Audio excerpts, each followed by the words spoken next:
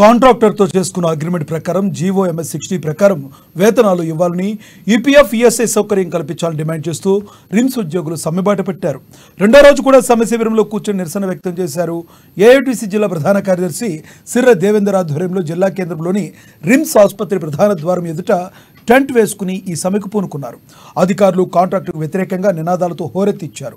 RIMS super speciality ఆసుపత్రిలో పనిచేస్తున్న sanitation, security guards, patients care కార్మికులకు జీవోఎంఎస్ 60 ప్రకారం 12,000 చెల్లించాల్సి ఉండగా 11,000 మాత్రమే ఇస్తున్నారని ఏఐటీసీ జిల్లా కార్యదర్శి సిర్ర దేవేందర్ ఆరోపించారు.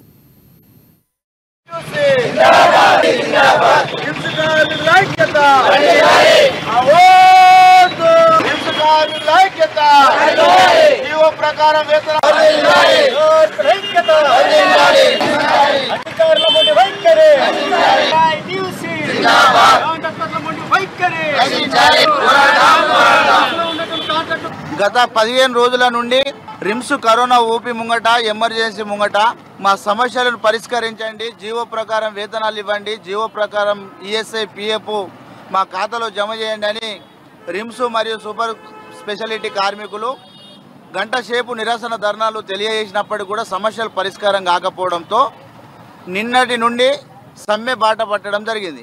రిమ్స్లో పనిచేస్తున్నటువంటి sanitation, patient care, security guard కార్మికులపై అలాగే పీఎఫ్ కింద ప్రతి కార్మికుని ఖాతాలో 3,023 రూపాయలు జమ చేయాల్సింది పోయి కేవలం 800 నుండి 1,600 లోపు మాత్రమే జమ చేసి మిగతా డబ్బులను కాజేస్తున్నారని మండిపడ్డారు. ఈఎస్ఐ విషయంలోనూ అదే జరుగుతుందన్నారు. ఈ విషయంలో అధికారులు కలగజేసుకుని కార్మికులకు న్యాయం జరిగేలా చూడాలని తెలిపారు. లేని పక్షంలో కార్మికులు ఉద్యోగులతో కలిసి ఆందోళన మరింత ఉధృతం చేస్తామని హెచ్చరించారు. వెంటనే కార్మికులకు న్యాయపరంగా దక్కాల్సిన వేతనాలను ఇప్పించేలా చర్యలు తీసుకోవాలంటూ విజ్ఞప్తి చేశారు. చేపట్టినటువంటి కృష్ణా కన్స్ట్రక్షన్ ఏజెన్సీ వారు 12,093 రూపాయలు ప్రతి కార్మికుని అకౌంట్లో వేస్తున్నా అన్నట్టు బిల్లు పెట్టుకుంటున్నాడు. 3,023 రూపాయలు పిఎఫ్ కడుతున్నా అని బిల్లు పెట్టుకుంటా ఉన్నాడు. 484 రూపాయలు ఈఎస్ఐ కడుతున్నా అని బిల్లు పెట్టుకుంటున్నాడు. యాక్చువల్గా కార్మికులకు ప్రతి నెల 11,000 రూపాయలు ఇచ్చి 1,093 రూపాయలు దోచుకుంటున్నాడు. 1,340 రూపాయలు పిఎఫ్ కట్టేసి 1,675 రూపాయలు ప్రతి కార్మికుని మీద పిఎఫ్ దోచుకోవడం జరుగుతుంది. 65 రూపాయలు ఈఎస్ఐ కట్టేసి దాదాపుగా 400 చిల్లర రూపాయలు ఈఎస్ఐలు దోచుకోవడం జరుగుతుంది. ఈరోజు రెండవ రోజు సమ్మె కొనసాగుతూ ఉన్నది.